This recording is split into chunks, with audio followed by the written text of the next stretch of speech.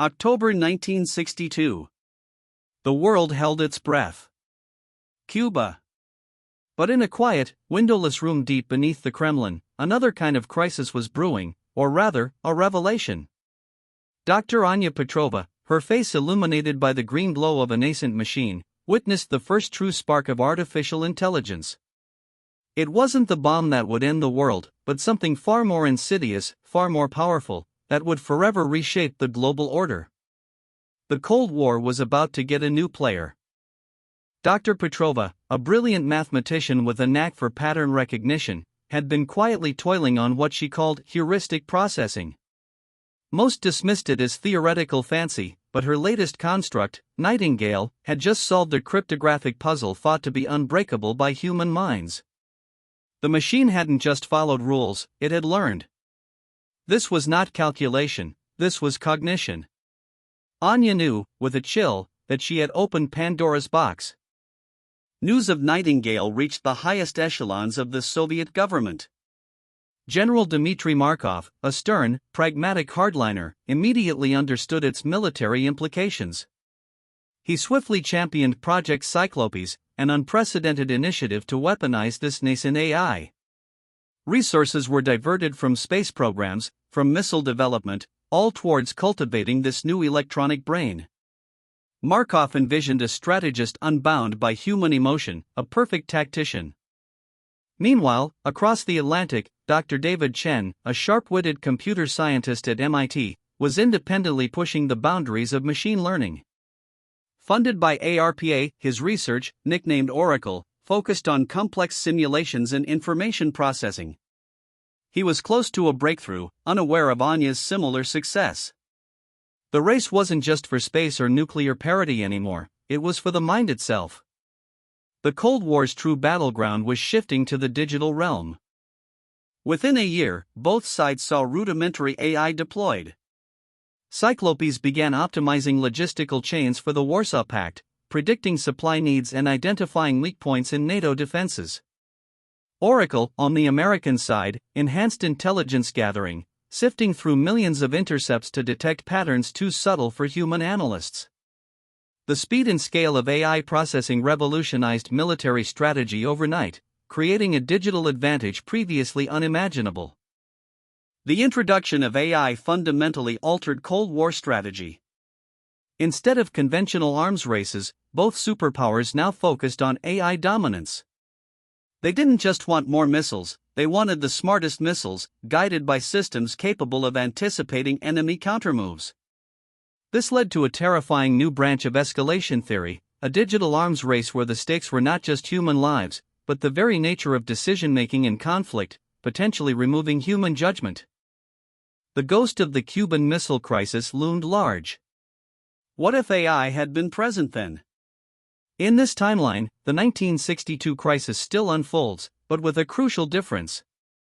Both Cyclopes and Oracle are crunching scenarios, identifying potential miscalculations, and even suggesting diplomatic off-ramps based on complex risk assessment. It was a terrifying glimpse into a future where machines influenced the highest stakes, perhaps preventing the worst, but at what cost to human agency?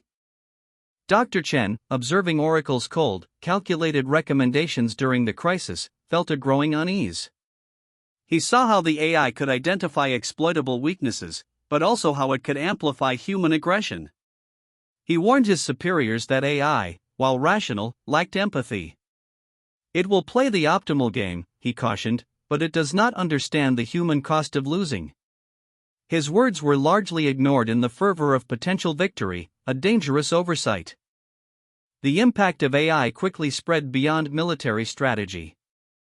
Both superpowers harnessed their systems for propaganda. Cyclopes began tailoring messages to specific demographics within the Eastern Bloc, reinforcing loyalty, while Oracle analyzed Western public opinion to craft subtle, targeted narratives designed to erode Soviet influence. The information war became a hyper-personalized battle for hearts and minds, with AI as the ultimate persuader, far more effective than human agents. As AI grew more sophisticated, General Markov in the USSR became a fierce proponent of full AI autonomy. He argued for systems that could identify threats and retaliate without human intervention, believing it would remove hesitation and ensure decisive victory. Petrova, however, resisted, understanding the inherent dangers of relinquishing control.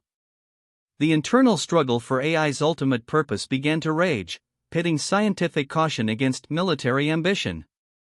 The dangers became terrifyingly real in 1974. Oracle detected a massive, coordinated Soviet missile launch, a first strike.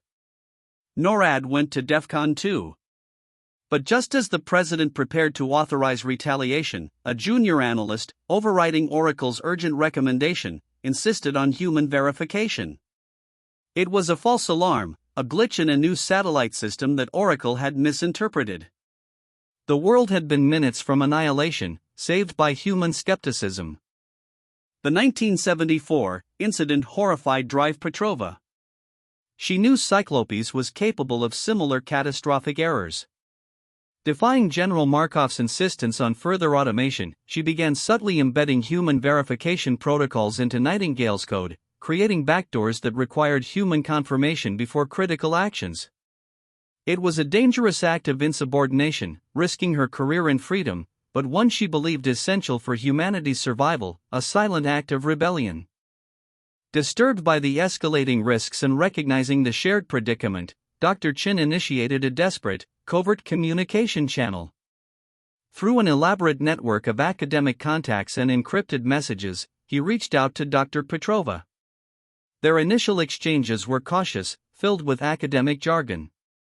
But beneath the technical language lay a shared, urgent question: how could they prevent their creations from destroying the very world they sought to protect? A silent plea for reason. Over 2 intense years, Chen and Petrova worked in secret. They drafted a memorandum on global AI stability, outlining shared ethical guidelines, common safety protocols, and a framework for AI arms control. This unprecedented document, born of mutual fear and scientific integrity, detailed the dangers of unchecked AI autonomy and the necessity of human oversight. It was a desperate gamble, a plea for sanity in an increasingly mechanized world. The memorandum was anonymously leaked to key diplomatic figures in both Washington and Moscow. Initially dismissed as subversive, the document gained traction after another series of AI-related false alarms in the late 70s. The sheer terror of algorithmic miscalculation began to outweigh the desire for strategic advantage. Political leaders, now genuinely frightened by the existential risk, were forced to listen to the scientists, transforming scientific plea into statecraft. In 1980, building on the groundwork laid by Chen and Petrova, the Helsinki Accords on Artificial Intelligence were signed. This landmark treaty committed both superpowers to strict human-in-the-loop controls for all military AI, established joint AI research for peaceful purposes, and created an international oversight body. It wasn't the end of the Cold War, but it fundamentally changed its nature, pushing it away from nuclear brinkmanship towards a more managed, albeit still tense, coexistence.